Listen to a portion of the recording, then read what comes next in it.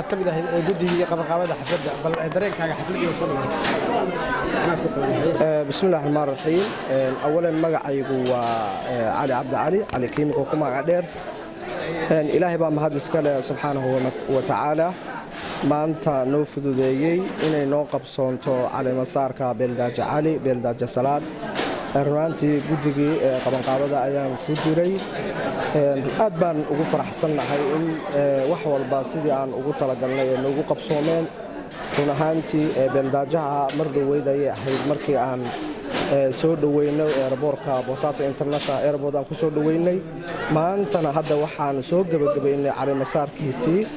aad iyo aad ayaan ugu faraxsannahay beeldaajahana waxaan leenahay ilaahay ha kuu fududeeyo xilkaaga waanu ku taageersannahay waanu ku garab taagannahay guud ahaan beeshuna waxa weeye waa kula shaqaynaysaa waana ku garab taagan tahay waana tan maanta